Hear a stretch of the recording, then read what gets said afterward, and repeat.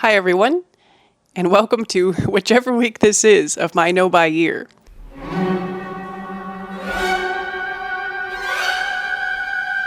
So I'm not actually sure when this video is going to go out, so I don't know what week it is, and I've seen a lot of other creators holding their microphones like so, and I didn't really have a good place to pin it. This is a cardigan, so it might be shifting around, so I'm trying the holding the microphone thing. Sorry if that made the audio really weird. Trying the holding the microphone thing for today's video. So I'm also going to challenge myself to move through all of my points faster than usual today, but I have no promises or guarantees. So here we go. This week I wanted to go through impulses that you must resist in order to not buy something. And what I mean by this really is impulses that I have found myself needing to resist so far during my no-buy year. I probably tried to title it impulses that you need to resist to be a little more clickbaity, but that's as far as I feel comfortable going as far as trying to engage people's attention on YouTube. This is a huge side note, but I'm noticing now that I've started creating YouTube videos that so many platforms and channels and basically every short form piece of content is geared to grab your attention, be stimulating, keep the views for as long as possible, keep the viewers here for as long as possible. And I just don't think I'm interested in that. So if that's what you're here for, or if that's what you're expecting by clicking on this video, you probably aren't in the right place. But if you're down to have a nice cozy chat and have thoughts about not buying things and consumerism and changing our ways and habits, this might be the right place for you. The first impulse that I've been resisting in order to not buy something is the urge to buy another of something that you like. So I talked about this at the beginning of the year in January. I have this hair clip that I really like. It's a metal MEJ claw clip, and my first impulse, I got that for Christmas, and in January after I'd been using it, my first impulse was to say, wow, I really like this. Let me go look for and buy another one. And this has happened with multiple items in my life, clothing and makeup and kitchen items, various products that I've impulsively thought, wow, I really like this thing that I have. Let me go buy a duplicate or something similar but different. So like the same lipstick formula in a different shade, the same kitchen scraping utensil in a different wood grain. The point is, I have to resist that urge because 9 times out of 10, I don't actually need 2 of that item. And if I have 2, it just means I'm going to use each of them less. And sometimes that's good, as in like running shoes. If you rotate 2 pairs, they both wear out less quickly. But in other cases, it's not actually practical, especially if it's a category where you have multiple items. So like if you only have 2 t-shirts and you rotate these, then maybe it makes sense. Or, if you only have, say, 5 t-shirts and you rotate those 5, it makes sense. But if you have 20 tops, and they might not all be t-shirts, but you really like this one t-shirt and you want to get another one in a different color, for example, but you have 20 other tops that aren't all t-shirts, but you rotate through them all, it doesn't really make sense to duplicate that one t-shirt, and it will dilute all of your options just that little bit more. And I actually have stories where I've done this. I have an Abercrombie t-shirt, and no joke, I actually got this shirt twice in the same color because I was afraid that by the time that I wore out one of them, which how often does that happen that you wear out a piece of clothing? For me, it doesn't happen very much unless I'm wearing it constantly as like a piece of homeware. Anyway, I rarely wear out those pieces, and I certainly don't do it very quickly. And by the time something's worn out, something new has probably come out that I would like to try anyway. So duplicates, probably a no-go. Same applies to makeup. By the time you've actually used up a product, the time it would take to use up 2 of that product is probably beyond the expiration date, and or something new that you might want to try instead has come out. So the urge to buy another, just resist. The next urge that I've found myself thinking about and resisting this year is the urge to commemorate occasions or trips with stuff. So vacations and souvenirs is a prime example, but even vacations and shopping for vacation outfits is a prime example. So you don't need anything new to go and wear somewhere else. You don't need to purchase something for an occasion, really ever. if you already have clothes that kind of match the formality level of the occasion that you're attending. So I know it can be tempting to use stuff to commemorate memories of the occasion or the trip or something like that. And I actually don't think there's anything wrong with planned purchases of souvenirs. But I think if you have an idea of what you want to get before you go. For example, I have a few items on my list for the day that I go back to New Zealand and the day in the future that I might visit Japan for the first time. So I've never been there. But I have seen things that these countries do particularly well. For example, New Zealand has really excellent merino wool knitwear, and possum wool, other really cozy materials. When I used to live there, I had 2 different pieces that were made of the New Zealand wool that I really, really loved. And I actually did wear those out because I wore them so constantly. And I probably could have repaired them. I know that now, but hindsight is 2020. Anyway, so I'm interested in looking for one of those sweaters if and when I go back to New Zealand. So that would be a souvenir that I've thought about and kind of planned for in a way, even if I don't have a specific shop or item on my list. It's kind of a thought in the back of my mind of like a souvenir from New Zealand could be one of those really excellent knit sweaters. And then consumables are always a great idea, obviously. So like for New Zealand, it would be like the Manuka honey, the Whitaker's chocolate, maybe some Cadbury stuff, the biscuits they have that we don't have in America, Marmite, love it or hate it. Anyway, and then for Japan, I actually have seen that in Japan there's specific editions of brands that I already know and like the Onitsuka shoes. So I'd be interested in maybe having a look. I really feel like I don't need any more shoes in my life right now. I'm at about 30 pairs, and that feels like way more than enough, but it's still an amount that I enjoy. So I don't think I'll be necessarily cutting down, but I hesitate to add anything new. But anyway, an example would be going and looking at the Japanese exclusive versions of those, or the Uniqlo t-shirts that have the Japanese artwork on them. So I've seen those exclusive to Japan, and if I get to visit there someday, I would be interested in a graphic t-shirt. If you've seen my spring capsule wardrobe, you'll know that I do favor graphic tees that have something personal or special to me on them. So to me, that would be a really, really excellent souvenir. If I found one that's either like a piece of art or one that's in my wardrobe color palette and would seamlessly integrate. So those are examples of what I would consider planned souvenirs. That's not like an urge to buy something just because you're somewhere and you want to have a piece of the memory. I think we can use maybe scrapbooks and pictures, other digital things for memories. I mean, our real memories hopefully still work so that we can keep these thoughts and experiences in ourselves. But yeah, it's just resisting that urge to add a physical item every time we want to commemorate an occasion.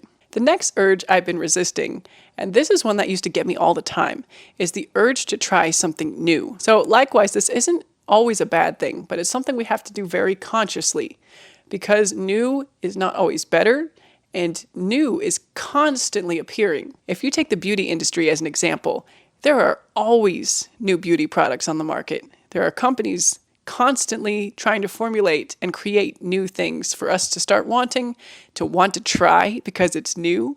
And then we end up buying them, and either they become our new favorite products and replace what we were using, or, and more likely, at least for me, is they are not as good as our favorites that we know and love. And then we have another product to rotate and use up before it expires. So it's really kind of a trap to be even looking at all the new releases if you're vulnerable to buying things just because you want them. Because it's easy to want something when you see it and give in to that urge. Even though if you wait, you might find that it's a fleeting urge or an urge that you can let bypass you with more time. Clothes and fashion as well are try something new territory because fashion trends, right, have a cycle, and people who push the trends are trying new things all the time, and they're kind of suggesting new things for you to try. And I feel like humans kind of want to search for new things. So new ideas, new thoughts, creative pursuits, and sometimes we get this intertwined with buying stuff and not just admiring new things. So like in the realms of fashion, we can see the new things and admire them, and or we can buy them and wear them ourselves. And or we can find ways to emulate the new idea in our existing closets and try to do it without buying. So sorry for the clunky explanation there, but I do feel like wanting to try something new, I mean, it applies to food too. You see the restaurants come out with the Whopper Junior sandwich with croutons on it. I mean, again, horrible example, but there's just constant influxes of new things to try. And I feel like these companies know that people will try them because they're new. So that's basically the bottom line. So resisting the urge to buy something because you want to try the new thing is perhaps one of the major urges that we can all learn to observe and notice. And if we're in a period where we want to either save money or reduce our consumerism or just not be buying things and adding stuff to our house, we can notice it and just let those waft away without acting upon the urge. The next urge is the urge to upgrade or replace something. So this kind of goes hand in hand with the urge to try something new, but this is more like the idea that you have to replace something with something newer or better. So like they come out with a new version of what you already have and you want to upgrade to that version. So like the iPhone is a classic example. I'm not an iPhone user, but I know there are people out there that feel the urge to get the newest iPhone, even though they have an iPhone that still works. So that's basically the crux of this one. Or, new cars, new updates to anything that exists. Sometimes the updates are really better, but I do feel like a lot of times if your current version still works, we really should get into the habit of wearing it out, using it up before we upgrade to the new one. And companies that try to do planned obsolescence so that by the time the new thing is out, your current thing has broken or worn out, shame on you. The next urge goes, again, hand in hand with the last two. So we've got like a threesome. And this is the urge to find the perfect or best version of something. So it doesn't have to be new in this case. We could be searching for the best sweater and, oh, this one's great, but it's a little bit itchy. This one's the perfect color and it's soft, but the fit isn't quite right. This one's got the perfect fit, but the material is pilling a little bit and I don't want to maintain it. There's so many reasons why something has a slight imperfection, and we could go crazy trying to find the one, the holy grail. You hear beauty gurus talk about holy grail makeup products all the time. And really, I think your holy grail is whatever you've got at the time that works. So somebody asked me the other day when I was doing a duo program what my favorite piece of music was, or maybe it was a quartet program, what my favorite piece of music was. And actually my philosophy for music is generally my favorite piece is whatever I've just played or whatever I'm working on right now. And I think the reason for that is because if you focus on what you're doing now, what you have now, the enjoyment you get out of it is going to be a lot more. And the level of detail and the satisfaction in general. So like in the case of music and something that you produce, something that is your job, if you say that your favorite is what you're doing right now, then the positive emotions and the level of attention is going to go up and your output is going to be better and therefore you will be more satisfied. So that's kind of a roundabout explanation to kind of parallel what I'm saying here, where if your favorite stuff is what you have now, even if it's maybe not something you love, but say, I have a makeup concealer that works.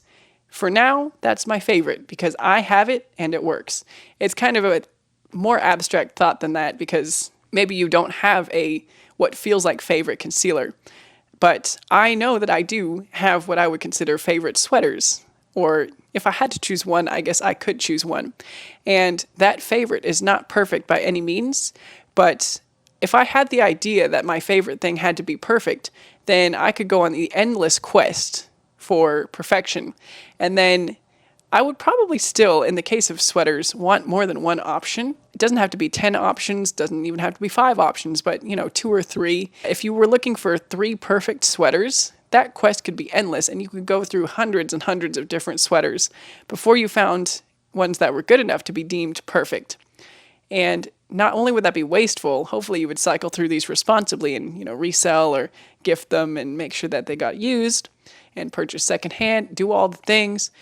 But searching for perfection, searching for upgrades, searching for better versions of what you have, the urge to upgrade. It's kind of like the Diderot effect, right? Where he got that beautiful robe as a gift and then everything else seemed dingy and shabby. Don't give in to that urge. So you can have one nice thing, and even if it's not perfect, you don't need to fix that. There's nothing to fix about it. You can have things that have slight imperfections, and you can either work on mending them if they can be mended, or, I mean, nobody needs so many of the products that were sold. This is kind of another tangent, but in the beauty realm, right? If something doesn't work perfectly, you probably don't even need it anyway, unless it's like a general hygiene product, like a deodorant or a moisturizer or something that we generally have to use, soap, shampoo. Maybe you can find slightly better versions of these things, and you do have to use those to be presentable in modern society. But if there's something slightly off about your eyeliner or your foundation or whatever, first of all, you can probably work around it one way or another. Second of all, you don't really need that product. So if it works well enough, you can at least put off your desire to find a better one until you've used up what you currently have. Anyway, like I said, these are urges that I'm working through myself. So it's not a perfect system. I'm not advocating that you need to suffer through tubes of subpar mascara or eyeliners that smear on you or anything like that before buying a new one. But I'm just trying to be more mindful about how I buy things going forward. If what I have is working just fine, I need to be wary of trying a new one, an upgraded version, or one that promises to be more perfect or better. The next urge is the urge to complete a collection. So beyond having your basics, so for me, for makeup, for example, basics would include something to conceal a little bit. So I use a tinted moisturizer with SPF. Eye products that I like are eyeliner and mascara. Those are kind of like my must-haves. And eyeshadow is nice. Lip products are nice too. Something hydrating is a must-have, and then a few lipsticks are nice to have to play around with. And then something that adds a little bit of color to your cheeks, so blush, highlight. I don't really use bronzer. There's a bunch of products that I don't really use. And I've only just recently started doing anything to my eyebrows, so like making sure that there's no like weird sticking up parts by kind of gelling them or waxing them, brow wax, kind of waxing them down a little bit. Anyway, so it's just kind of a basic handful of products. If I wanted to have a complete collection, there's tons of other products that I could add. There's tons of other steps I could have in my regimen. If I wanted to have a complete wardrobe, there's tons of formulas that don't actually work for me out there on the internet. What you need to have in your wardrobe. 10 essentials, 10 basic pieces every woman should have. The 6 essential pairs of shoes. The 10 tops, the 20 different whatevers. So your collection is complete where it's at. There may be practical exceptions. For example, if you start a new job that has a dress code that's very distinctive, so like you have to wear a collared shirt and you don't have shirts with collars, that's a very clear instance of an exception. But in general cases where you just have that feeling to complete your collection, or if I just had 2 more shirts, my collection would be complete. My wardrobe would be finished. If I just had 1 more sweater, my winter capsule would be complete. If I just had 1 more purse, my purse collection would be complete. This is a trap that's all too easy to fall into, and we must resist that urge. The next urge to resist is the urge to buy yourself an aesthetic life, or a put-together life, or a better organized life, or otherwise more aspirational life, because that cannot be done. Your life cannot really be significantly improved through the things that you buy. And any product that you do buy may end up actually not serving you and only serving to add stress, to add clutter, to add to your silent to-do list of things that you need to do to maintain that item. So when you see the things on social media that are urging you to buy something to be like what you see, any commercial basically is showing you that aspirational version of yourself with that product, or somebody that you could be like with that product. Don't fall for it. You can't buy anything that's going to significantly make your life better unless it's something that you can act on. So I would argue that like a musical instrument could make your life better because it's something that you have to act to use. Like you have to learn a skill. Likewise, with things that enable you to be creative, perhaps those are exceptions to this where you can, well, maybe not, because you can't buy the intention to learn guitar. You can't buy the discipline to practice. So I'm talking myself out of that one as well, out of that as an exception, because you can buy the stuff, but you can't buy the drive behind it that will give you the aspirational, nobody buys a guitar. Well, okay, maybe some people buy a guitar to put it on their wall as just decor or to give the illusion that there's somebody that likes guitar. But most people, I would like to hope, buy that guitar with the vision of themselves being able to play it, right? Being able to play a song for their friends fluently, or be a part of a band, or they have some kind of a goal that involves the skill behind that item, right? So I guess what I'm saying is don't fall into the trap of buying stuff like that without having what's behind it. Don't buy the workout clothes without actually going and working out. Don't buy the musical instruments without actually practicing. Don't buy the books without actually reading them. Don't buy the clothes without actually wearing them. Don't buy the makeup without actually using it up. So that's what I mean by this point. I guess I talked myself into my true meaning there. Don't buy things for aspirational reasons. Buy them if you have the proof and the drive inside of yourself to actually make use of what you're buying. And even better if you could prove that to yourself before you put any money down. So if you want to work out and buy some new stuff, go walk outside in whatever you have right now. Go do some body weight exercises and jumping jacks. If you want to learn more about music, there's plenty of resources on YouTube to at least start with a theory, learn music reading, and even watch other people give kind of basic lessons on the instrument you're interested in before you go out and invest. You can also rent instruments, by the way, so you don't have to fully commit and purchase one for yourself. You can even rent clothes these days. So there's plenty of wardrobe rental services if you want to try something new, but don't want to put more money down investing in the nice pieces for your own wardrobe for yourself. I guess for makeup products too, you can even go to a Sephora and try them on or get a sample. So there are many, many ways that you can have the proof of concept before bringing the stuff into your life. All right, I got kind of excited about that one. But I have kind of one more avenue to explore with these urges to resist. And that is the urge to be a part of a community by buying something, or the urge to support an influencer. So kind of the community discussion is similar to what I've been talking about. Community is based on things that you have in common, but usually it's not just the stuff. It's what you're doing with the stuff. It's how you're using the stuff. It's how you think about the stuff or what you create with the stuff. By buying a Stanley Cup and having the same cup as a gazillion other people, you're not getting any closer to that community.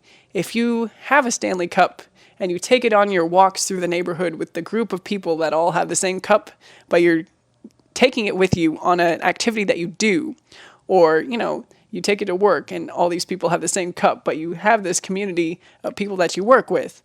I was at the hospital the other day for an appointment, and I saw that a lot of the nurses had Stanley Cups. But again, the cup does not make the community. It's the work that they do together, right? It's the action that happens. So again, it kind of goes hand in hand with my last point, where if you buy the workout clothes, make sure you're going and working out. If you have the instrument, or, you could join a choir, you could join a community orchestra, you could be a part of a band. It's the things that you do with other people that create the community, not the things that you buy. And the influencer point is becoming more and more salient as social media gets more and more kind of in control of our lives. The algorithms show us these things that they already know we'll like based on our search history and our purchasing history and information that the computers and phones and all these things have access to. So they show us people like us, or people that we are likely to want to be like, people we aspire to. And sometimes we find these creators on our own, but again, we're all fed these creators by an algorithm. Like, you're probably seeing this video right now because of an algorithm that thinks you might like some of the things I have to say, because maybe you are interested in no-buy years or getting your shopping under control. But anyway, the temptation to buy something is multi-pronged when it comes to influencers. So not only are they showing you an aspirational version that could be yourself using and enjoying this product, and sometimes they're raving about it and saying how much they love it and really kind of urging you to want a piece of that as well.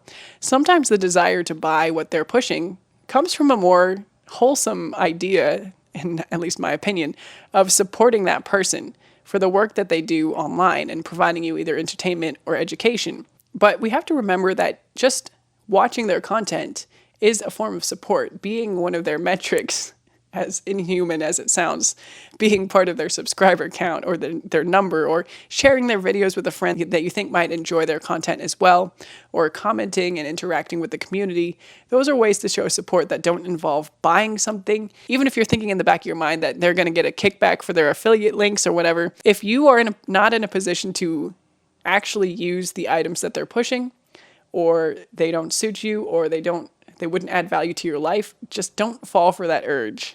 I know it's so easy. This can also happen with friends in real life. Have you ever been influenced by seeing something that your friend has, for instance?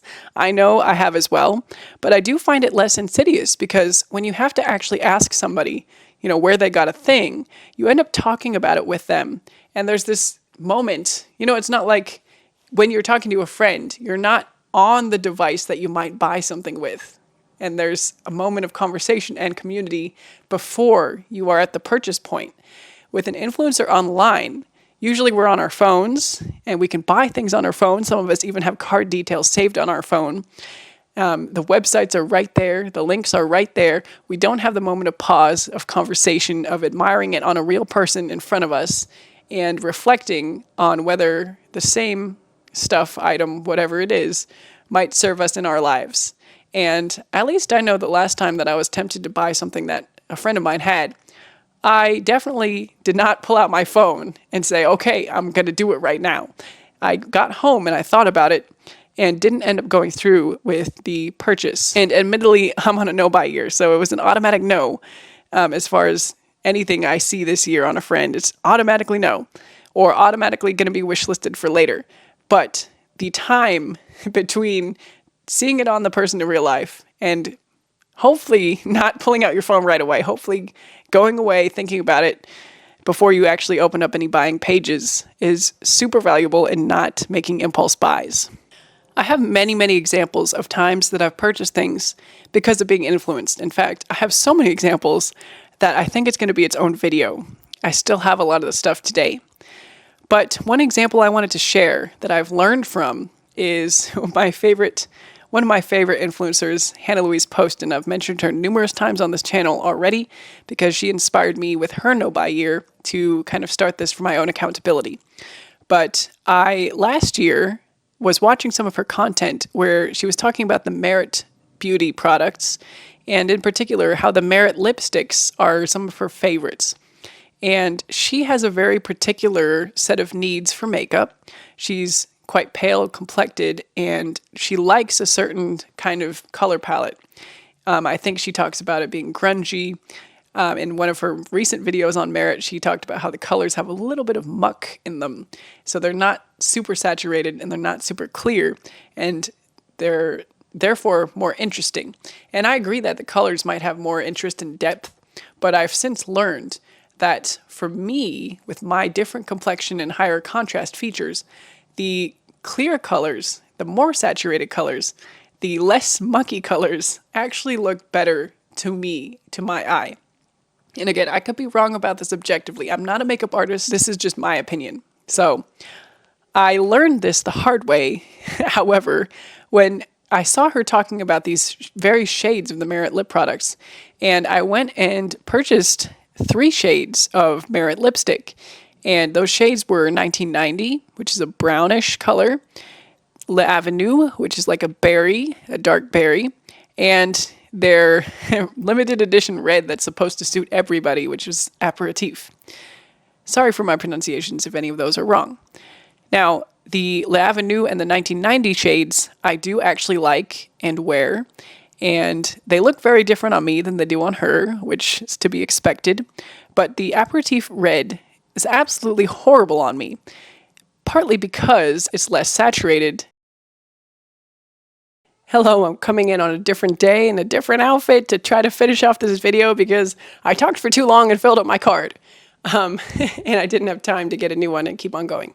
So I believe I was just summarizing my experience of influence watching Hannah Louise post and rave about Merit lipsticks and how I bought the Aperitif Red because she liked the formula and the color, and I like the formula but not the color.